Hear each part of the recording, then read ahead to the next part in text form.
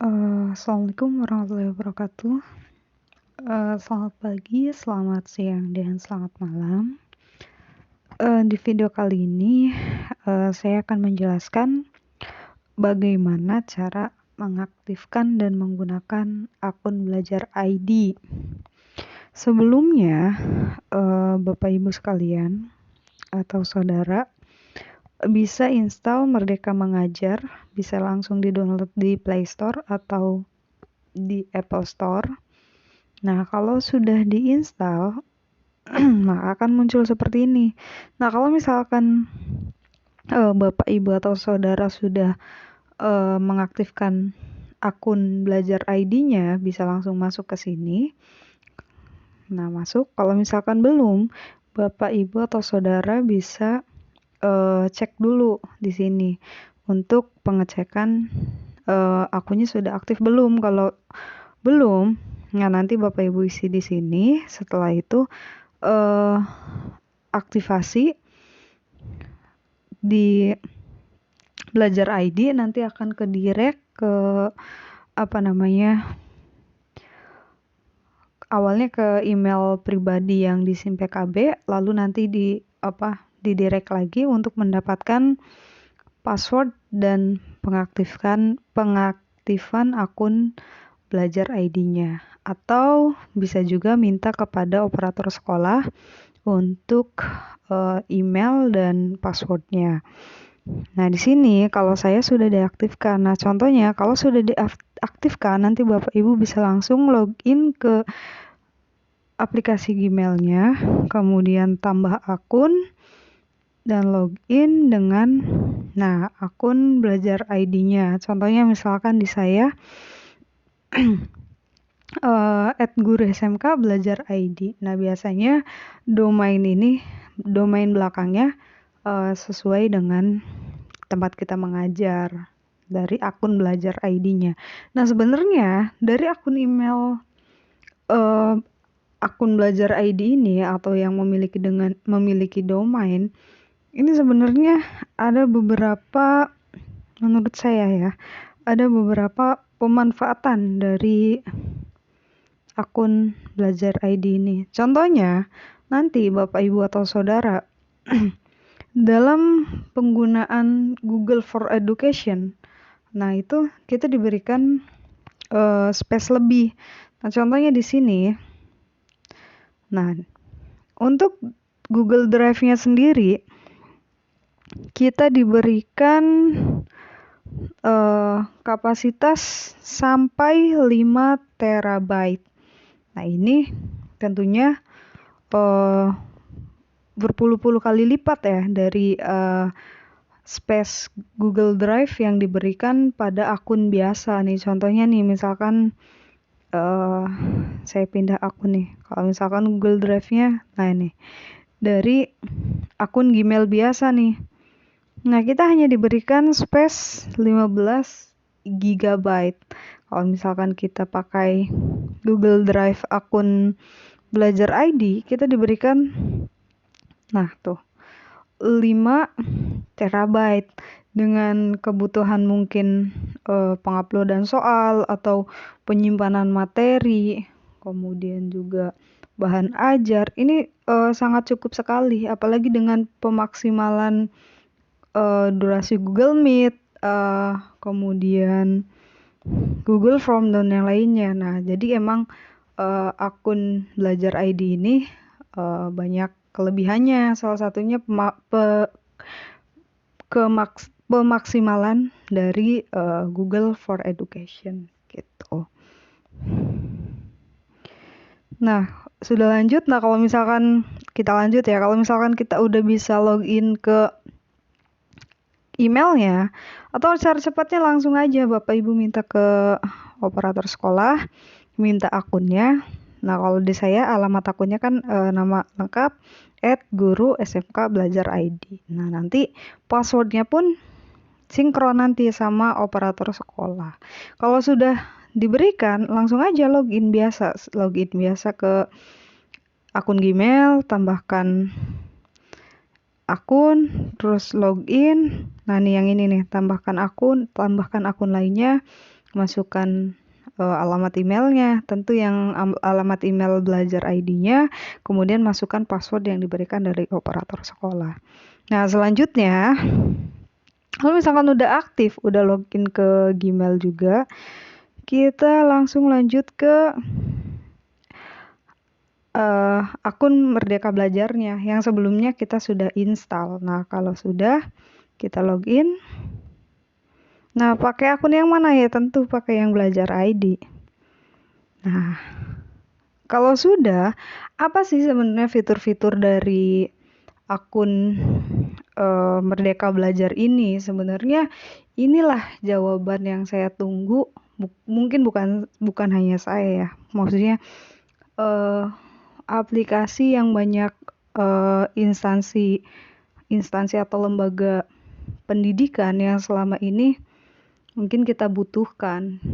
Maksudnya kenapa kita butuhkan? Karena penyatuan LMS atau learning management system yang disatukan, maksudnya dalam satu wadah. Kan selama ini kan kita tidak difasilitasi oleh Kemendikbud. Ada yang misalkan sekolah, bahkan ada sekolah yang membuat LMS sendiri, kemudian ada guru yang memanfaatkan LMS yang sudah ada, misalkan Schoology, kemudian Edmodo, kemudian Google Classroom, dan lain sebagainya. Nah, di sini Kemendikbud dia menyatukan LMS yang disediakan oleh Kemendikbud dan bisa digunakan oleh seluruh sekolah, unit sekolah. Dan bagusnya lagi, ini langsung sinkron, gurunya langsung sinkron dengan SIM PKB, dan data siswanya pun langsung sinkron dengan data dik. Nah, ini sebenarnya yang kita tunggu selama pandemi. Namun kan namanya penyiapan itu kan tidak serta-merta kita diberikan kondisi yang begini kemudian langsung ketemu jawabannya. Kan pasti ada prosesnya. Namun inilah jawaban sebenarnya polemik yang selama ini saya pengen sebenarnya dari dulu. Karena kadang bahkan dalam satu sekolah itu tidak ada kekompakan dalam menggunakan LMS, misalkan video conference-nya guru yang ini pakai Google Meet, guru yang A, guru yang B-nya pakai misalnya pakai Zoom, terus guru yang C pakai Cisco Webex. Nah, itu kan bisa bukan menyulitkan ya. Jadi kayak memberatkan siswa lah. Kan tidak semua siswa HP-nya bagus, walaupun bagus juga kan terlalu banyak aplikasi. Itu baru video konferensinya gitu loh. Belum yang lain-lainnya. Nah, kalau misalkan pakai akun Belajar ID karena sinkronnya dengan akun Google for Education, tentunya kan dari sini bisa kita sepakati kalau misalkan untuk video konferensinya kita menggunakan Google Meet, karena di sini juga kan kita diberikan seperti yang berbayar gitu atau yang premium kalau misalkan kita menggunakan akun Google Belajar ID.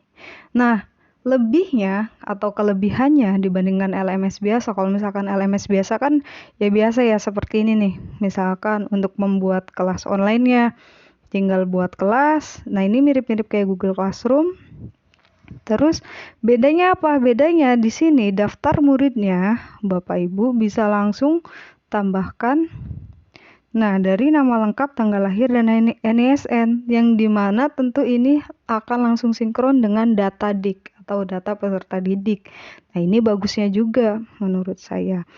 Dan di sini juga ada sistem asesmen muridnya. Nah, dimana sebenarnya sama ya, kalau LMS yang lain juga kan sama, ada sistem asesmennya, grafik perkembangan anak kalau misalkan nilainya naik turunnya sama sebenarnya di sini. Nah, di sini juga sama, mirip-mirip kayak Google Classroom lah. Kalau misalkan Bapak Ibu sudah mengenakan Google Classroom, di sini sama. Jadi kalau misalkan mau ngasih kuis bisa kita direct dengan Google Form dan lainnya. Nah, pokoknya kalau menurut saya karena di sini kita banyak dikasih fasilitas lebihnya di Google, atau mungkin memang Kemendikbud kerjasamanya dengan Google. Jadi menurut saya aplikasi-aplikasi yang digunakan untuk mensinkronkannya lebih baik yang menggunakan Google, termasuk video conference. Ini bukan saya lagi mempromosikan Google, tapi kan tadi lihat dari Google Drive-nya aja kita dikasih 5 tera, kemudian dan lain sebagainya. Nah, tambahannya di sini, kalau misalkan LMS yang lain itu kan hanya menghubungkan grup antara siswa dan murid. Nah, kalau di sini ada fitur lain, yaitu fitur pengembangan guru, di mana di sini Bapak Ibu atau Saudara bisa belajar untuk mengembangkan pengembangan dari hasanah pengetahuan kita sebagai pendidik. Nah, di sini ada tentang Merdeka Belajar yang nantinya dikaitkan dengan filosofi pendidikan dari Ki Hajar Dewantoro, terus kurikulum, perencanaan pembelajaran, asesmen dan sebagainya. Nah, di sini itu tidak hanya ada pelatihan mandiri, ada juga video inspirasi. Nah, di sini juga banyak fiturnya. Jadi tidak hanya siswa yang belajar, kita gurunya juga harus belajar. Nah, yang ini juga, yang ketiga itu bukti karya kita. Nah, karya kita itu apa? Karya yang kita mau di-share bisa berbentuk video, dokumen, atau audio. Namun untuk saat ini mungkin masih dalam tahap perkembangan juga aplikasinya. Untuk saat ini itu hanya bisa bukti karyanya yang bisa di-share itu berupa video. Dan ini juga video bisa langsung sinkron ke YouTube. Nah, contohnya di sini karya-karya saya, dan ini belum saya masukkan semua, ini salah satunya. Itu berupa materi ajar. Nah, jenisnya juga bisa materi ajar, kemudian bahan ajar, dan atau video praktek dan sebagainya. Tapi di sini hanya baru tersedia untuk bentuk video. Jadi bisa video pembelajaran, video kegiatan belajar, kemudian video praktek dan sebagainya. Nah, di sini contohnya yang saya bagikan itu video materi ajar. Dan ini belum saya upload semua. Nah, ini juga membantu kita untuk sesama guru bahwa untuk sharing karya-karya kita dengan yang lain gitu. Nah, di sini juga ada perangkat ajar. Perangkat ajar ini di mana kita bisa saling sharing. Misalkan saya nih guru matematika, fasenya berapa, terus kita mau lihat modul, kemudian kalau di sini hanya modul dan sama RPP. Nah, ini tuh juga sinkron dengan akun SIM PKB. Jadi guru itu bisa saling sharing apa yang sudah kita kerjakan, bisa saling sharing dengan sesama teman guru gitu. Ya, mungkin di sini juga ada info terkini. Info terkini ini terkait dengan berita-berita terbaru tentang Kemendikbudristek. Ya gitu.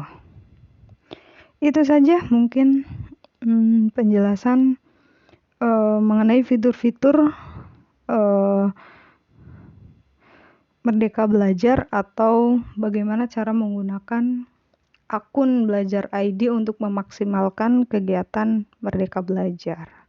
Gitu. Barangkali ada pertanyaan, silakan komen saja di bawah. Barangkali penjelasan saya kurang jelas, dan di kesempatan kali ini saya hanya ingin sharing. Barangkali ada yang bisa menambahkan info, boleh diinfokan di komen. Terima kasih yang sudah mendengarkan, and see you.